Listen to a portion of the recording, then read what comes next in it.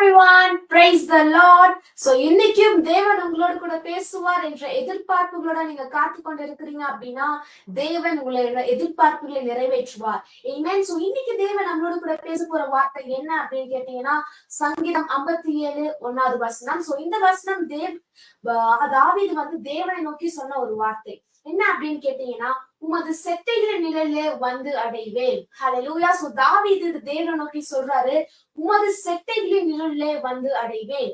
நீங்களும் நானும் தேவனுடைய செட்டைகளின் கீழே இருக்கிறோம். ஹல்லேலூயா. அவருடைய செட்டைகளின் நிழல்ல நம்ம இருக்கிறோம். சோ அவருடைய செட்டைகளின் நிழல்ல நம்ம இருக்கிறோம் அப்படின்னா அவருடைய கட்டுப்பாட்டுக்கு கீழே நம்ம இருக்கிறோம். சோ அவருடைய கட்டுப்பாட்டுக்கு கீழே நம்ம இருக்கும் போது நமக்கு கிடைக்கிற ஆசீர்வாதங்கள் என்ன அப்படின்னு இன்னைக்கு நம்ம தியானிக்கலாமா?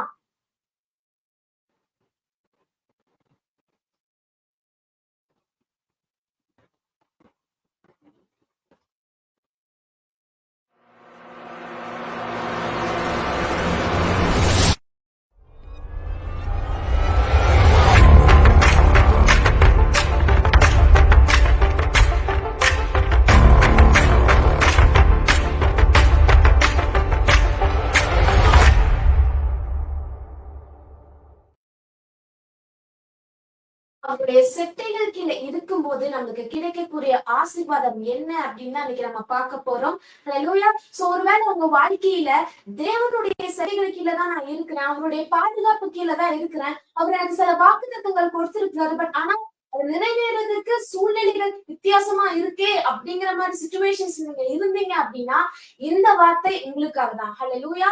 சோ நம்ம இருக்கிற இதே சிச்சுவேஷன்ல தான் ஒரு நாள் மரியாள் இருந்தாங்க. சோ மரியாள் இடத்துல தேவன் என்ன சொன்னார் அப்படிங்கறத இன்னைக்கு நம்ம பார்க்க போறோம். மரியாளுக்கு என்ன செஞ்சாங்க அப்படிங்கறத இன்னைக்கு நம்ம செய்ய போறோம். ரெடியா இருக்கிறீங்களா? Amen. So லூக்கா 1ஆவது அதிகாரத்துல 34-35 வசனத்தை நம்ம வாசிக்கலாம். அதற்கு மரியாள் தேவதூதனை நோக்கி, இது எப்படியாகும், புருஷனை அறியேனே என்றாள். Amen. So தேவன் நம்மளுக்கு ஒரு சில வாக்குத்தத்தங்கள் தரும்போது நான் ஆசீர்வதிக்கிறேன் அப்படின்னு சொல்லும் போது அந்த எனக்கு இது இல்ல, எனக்கு இது குறைவா இருக்கு, அது குறைவா இருக்கு, நம்ம ஒரு சில நேரங்களை நம்ம சொல்லுவோம். பட் ஆனா தேவன் அதுக்கு நம்ம கிட்ட என்ன சொல்றாங்க அப்படின்னா 35வது வசனத்துல தேவதூதன் அவளுக்கு பிரதியுத்தரமாக, பரிசுத்த ஆவி உன்மேல் வரும், உன்னதமானவருடைய பலம் உண்மையிலும் ஆதலால் உன்னிடத்தில் பிறக்கும் பரிசுத்தம் உள்ளது, தேவனுடைய குமாரன் என்னப்படும் என்றான். ஹல்லேலூயா. சோ தேவனுடைய நிழல் நம்ம மேல, அவருடைய பலன் நம்ம மேல வரும்போது, அவருடைய கட்டுப்பாடு கீழே நம்ம வரும்போது, பரிசுத்த ஆவியானவர் நம்ம மேல அசைவாடும் போது அது வாய்க்கும். ஹல்லேலூயா. சோ நீங்க எப்போ உங்களுடைய சிச்சுவேஷன்ஸ் உங்களோட கண்ட்ரோல்ல மீறி போகுதோ அது தேவனிடத்துல நீங்க அதை சப்மிட் பண்ணுங்க. அவரோட கண்ட்ரோல் கீழே நீங்க வாங்க. அவருடைய கட்டுப்பாட்டுக்கு கீழே வரும்போது தேவன் அதை ஆண்டு கொள்வார். அவர் அதை கண்ட்ரோல் பண்ணுவார். ஒரு சில நேரங்கள்ல நம்மளால அதை விட்டு கொடுக்க முடியாது. பட் ஆனா இன்னைக்கு ஒரு சிச்சுவேஷன்ல, இந்த மாதிரி ஒரு சிச்சுவேஷன்ல நீங்க ஒரு டெசிஷன் எடுத்து அவருடைய கைகளை நீங்க அதை விட்டு கொடுங்க. மீன்ஸ் அவருடைய கண்ட்ரோல்ல அது வரும்போது அவர் அதை எடுத்துக் கொள்வார். ஹல்லேலூயா. சோ அதுக்கு என்ன ரிப்ளை பண்றாங்க அப்படின்னு பாத்தீங்கன்னா 38வது வசனத்துல அதற்கு மரியாள், இதோ நான் ஆண்டவருக்கு அடிமை என்றாள். ஹல்லேலூயா. சோ நீங்க தேவனுக்கு நீங்க சப்மிட் பண்ணணும். உங்களை நீங்க தேவனுக்கு சப்மிட் பண்ணும்போது அவர் அதையே எடுத்துக்கொள்வார். ஹல்லேலூயா. சோ நீங்க சப்மிஷனுக்குள்ள போகும்போது தேவனுடைய ஆசீர்வாதத்தை நீங்க பெற்றுக்கொள்வீங்க. சோ நம்ம ஒரு சில நேரங்கள்ல நம்ம சப்மிட் பண்ணலாம்னு நினைப்போம், பட் ஆனா நம்மளுடைய ஃபிளஷ்னால நம்மளால முடியாது. பட் நீங்க எப்போ அவருடைய பிரசன்னத்துக்குள்ள நீங்க என்டர் ஆகுறீங்களோ, அவருடைய பிரசன்னத்தை நீங்க ருசிக்கிறீங்களோ, அந்த நேரத்துல உங்களுடைய மனசுக்கு கட்டப்படுத்தக்கூடிய அந்த வல்லமையை தேவன் கொடுப்பார். ஏன்னா ஒரு சில நேரங்கள்ல உங்களால முடியாத சில விஷயங்களை அவருடைய பிரசன்னத்துல போய் உட்கார்ந்து நீங்க செஞ்சு பாருங்களேன். ஏன்னா அவரால முடியாத விஷயம் எதுவுமே கிடையாது. நீங்க அவர் உங்களை சப்மிட் பண்ணும்போது அவர் உங்களை மூடிக்கொள்வார். ஹல்லேலூயா. அவருடைய செட்டைகள்னால அவர் உங்களை மூடிக்கொள்வார். ஏன்னா நீங்க அவருடைய செட்டைகளுக்குள்ளதான் இருக்கிறீங்க. நீங்க விசுவாசிக்கிறீங்களா? ஏன்னா அந்த விசுவாசம் தான் உங்களை இன்ன வரைக்கும் அவர் காத்து கொண்டிருக்கு. அந்த ஒரு விசுவாசம் தான் இன்ன வரைக்கும் உங்களை நடத்தி கொண்டு இருக்கு. ஹல்லேலூயா. அவருடைய செட்டைகளுக்குள்ளதான் நீங்களும் நானும் இருக்கோம். ஏன்னா அவருடைய செட்டைகளுக்குள்ள இருக்கும் போது என்ன நம்மளுக்கு கிடைக்கும், என்ன ஆசீர்வாதங்கள் நமக்கு கிடைக்கும் அப்படிங்கறத இன்னைக்கு நம்ம பார்க்கலாம். ஏன்னா நம்ம எல்லாருக்குமே இளைய குமாரனுடைய அந்த கதை தெரியும். இயேசு கிறிஸ்து பிரசங்கிக்கும் போது இந்த இளைய குமாரன் பத்தி அவர் சொன்னாரு. சோ அதுல சொல்லும் போது என்ன நடக்குது அப்படின்னா, இளையகுமாரன் அவர் செஞ்சுட்டு தப்பு அப்படின்னு அவர் ரியலைஸ் பண்ணி என்ன செய்றாரு அப்படின்னா, திரும்பி அவங்க அப்பா கிட்ட வராரு. அவரு வரும்போது அவரு நினைக்கிறாரு அவங்க அப்பா வந்துட்டு அவரை கண்டிப்பாரு, பனிஷ் பண்ணுவாருன்னு நினைக்கிறாரு. பட் ஆனா அந்த வசனத்துல நம்ம என்ன பாக்குறோம் அப்படின்னா, அவங்களோட அப்பா வந்து அவங்களை கட்டி அணைக்கிறாங்களாமா. ஹல்லேலூயா. சோ அவங்களோட அப்பா அவங்க என்ன செய்யறாங்க, கட்டி அணைக்கிறாங்க. நீங்க லூக்கா 15 நீங்க படிச்சு பாத்தீங்க அப்படின்னா, அவங்களுடைய பிள்ளைய ஒரு அப்பா பார்த்த உடனே கட்டி அணைக்கிறாராமா. ஹல்லேலூயா. அதே போல தேவனை தான் நம்ம ஆராதிக்கிறோம். ஆமென். நம்மளை கட்டி அணைக்கிற தேவன். ஹல்லேலூயா. நம்மளை கட்டி அணைக்கிற தேவனை தான் நம்ம இன்னைக்கு ஆராதிச்சு கொண்டே இருக்கிறோம். ஆமென். அவர் கட்டி நம்மளை அணைக்கும் போது நம்மளுக்கு 3 விஷயத்த தேவன் நம்மளுக்கு செய்யறாரு. ஆமென். சோ அந்த 3 விஷயம் என்ன அப்படிங்கறத இன்னைக்கு நம்ம பார்க்க போறோம். லூக்கா 15 அதிகாரத்துல 22வது வசனம்.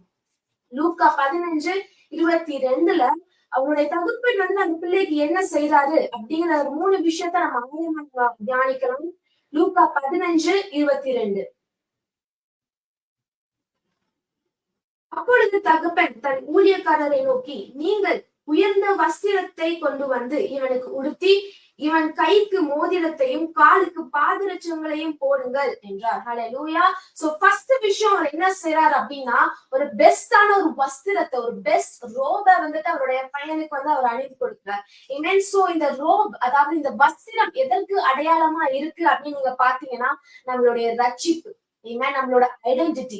சோ நீங்க தேவன் உங்களை அவர் கட்டி அணைக்கும் போது அவர் உங்களை ரட்சிக்கிறார். ஹல்லேலூயா. அவர் உங்களோட காட் கிட்ட இருக்கிற உங்களோட ஐடென்டிட்டியை அவர் ப்ரூவ் பண்றார். ஹல்லேலூயா. ஒருவேளை நீங்க அவர்கிட்ட தூரம் போயிருக்கலாம், பட் ஆனா இன்னைக்கு அவர் உங்களை கட்டி அணைக்கும் போது உங்கள் மேல வச்சிருக்க அந்த ஐடென்டிட்டி அவர் ப்ரூவ் பண்றார். ஹல்லேலூயா. உங்களை அவர் ரட்சிப்பதை அவர் ப்ரூவ் பண்றார். ஒருவேளை என்னோட ரட்சிப்பை நான் இழந்துட்டேன் அப்படின்னு அந்த சிச்சுவேஷன் நீங்க இருந்தீங்க அப்படின்னா, தேவன் உங்களை கட்டி அணைக்கும் போது அந்த ரட்சிப்பை நீங்க ரினியூ பண்ணி கொள்வீங்க. ஹல்லேலூயா. அந்த சால்வேஷன் நீங்க லாஸ் பண்ணிட்டேன் அப்படின்னு நீங்க நினைச்சிட்டு இருந்தீங்கன்னா, அப்படி கிடையவே கிடையாது. தேவன் உங்களை கட்டி அணைக்கும் போது நீங்க அதை ரினியூ பண்ண சொல்றீங்க. ஹல்லேலூயா. செகண்ட் விஷயம் என்ன செய்யறாங்க அப்படின்னா, வந்துட்டு மோதிரத்தை அவரோட கைகளுக்கு போடுறாங்க. ஹல்லேலூயா. சோ அந்த மோதிரம் எதற்கு அடையாளமா இருக்கு அப்படின்னு பாத்தீங்கன்னா, அதிகாரத்துக்கு அடையாளமா இருக்கு. சோ நீங்க பைபிள்ல எந்தெந்த இடத்துலயும் நீங்க மோதிரம் அணிவதை நீங்க பாத்தீங்க அப்படின்னா, அதிகாரத்தை பெற்றுக்கொள்றதுக்கு வந்துட்டு அது அடையாளமா இருக்கு. சோ அதே போலதான் நீங்க தேவனுடைய அந்த ஒரு செயலுக்கு நீங்க கட்டுப்படும் போது, தேவன்கிட்ட நீங்க சப்மிட் பண்ணும்போது அவர் உங்களுக்கு அதிகாரத்தை கொடுக்கிறார். எதற்கு அதிகாரத்தை கொடுக்கிறார்? உங்களோட சிச்சுவேஷனை கண்ட்ரோல் பண்ணக்கூடிய அந்த அதிகாரத்தை கொடுக்கிறார்.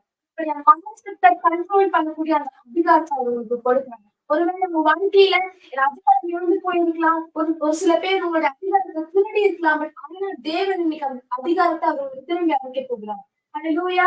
அதிகாரத்தை அவர் உங்களுக்கு நியூ பண்ண போறாரு. சோ நீங்க இழந்து போனது எல்லாத்தையும் நீங்க திருப்பி கொள்ள போறீங்க. சுத்தாந்த விஷயம் என்ன செய்யறாரு அப்படின்னா, பாதரட்சை அணிகிறார். இந்த பாதரட்சை அப்படின்னாலே நம்மளுக்கு என்ன ஞாபகம் வரும் அப்படின்னா, தேவன் நம்மளுக்கு அங்க கொடுத்த அந்த ஆர்மர் ஆஃப் காட் இல்லையா? காட்ல இந்த பாதரட்சை எதற்கு அடையாளமா இருக்கு அப்படின்னு இந்த ஆயத்தத்துக்கு அடையாளமா இருக்கு. சோ ஒருவேளை எனக்கு எப்படி ஆயத்தம் ஆகுதுன்னு தெரியல, தேவன் செய்யற அந்த விஷயத்துக்கு எனக்கு ஆயத்தம் ஆகுறது எப்படின்னு தெரியல அப்படின்னு நீங்க ஒரு வேலை குழப்பத்துல இருந்தீங்க அப்படின்னா, பரிசுத்த ஆவியானவர் இப்ப உங்களை நடத்துகிறார். ஏன்னா இப்படிப்பட்ட குழப்பங்களை எல்லாத்தையும் அவர் நீக்கி உங்களை வந்துட்டு அவங்க கையினால அவங்களை நிரப்புகிறார். அந்த பாதரட்சி, அதாவது அனைத்து அந்த பாதரட்சி அவர்களுக்கு கொடுத்து வந்தாங்க. ஒருவேளை நீங்க கருத்துங்களை இருக்கலாம், என்னால இது செய்ய முடியாது அப்படின்னு டவுட்ஸ்ல இருக்கலாம். பட் ஆனா காட் இன்னைக்கு உங்களை ப்ரிப்பேர் பண்றாரு. ஏமேன். ஒரு பெரிய பிளெஸிங் ரிசீவ் பண்றதுக்காக உங்களை ப்ரிப்பேர் பண்ணி கொண்டு இருக்கிறார். ஏமேன். நீங்க ஜஸ்ட் நீங்க ப்ரிப்பேர் ஆனா போதும், ஜெயம் கர்த்தரிடமிருந்து வரும். ஹல்லேலூயா.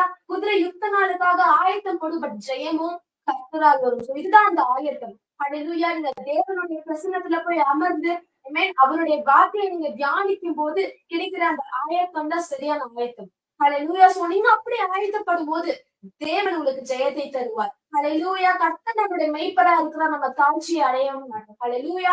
அவர் நம்மளுடைய மெய்ப்பரா இருக்கிறனால நம்ம தாழ்ச்சியை அடையவே மாட்டோம். சோ அவர் நம்மளுடைய மெய்ப்பரா இருக்கிறார் அப்படின்னா நம்ம அவரோட மந்தையா இருக்கோம். ஹல்லேலூயா. இன்னைக்கு நீங்க அவருடைய மந்தையா நீங்க அக்செப்ட் பண்றீங்களா?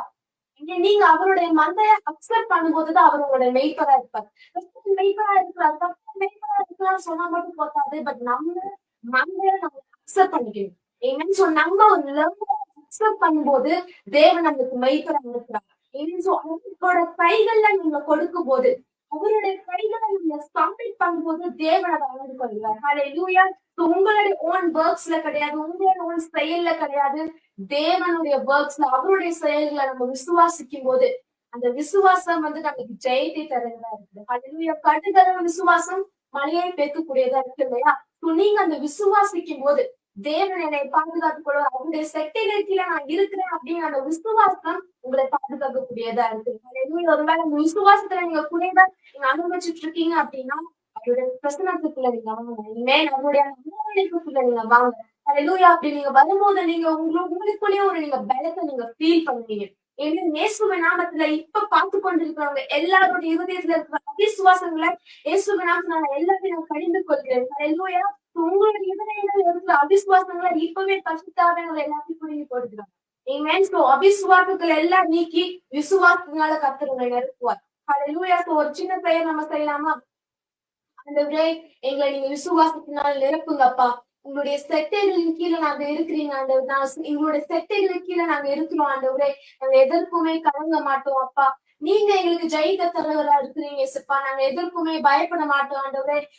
எங்களுடைய சிச்சுவேஷன்ஸ் ஆப்போசிட்டா இருந்தாலும் அப்பா நீங்க பெரியவரா இருக்கிறீங்க ஆண்டவரே. நீங்க பெரியவரா இருக்கிறீங்க ஆண்டவரே. நாங்க எங்களோட ஓன் செய்கையில நாங்க விசுவாசிக்க மாட்டோம் அப்பா.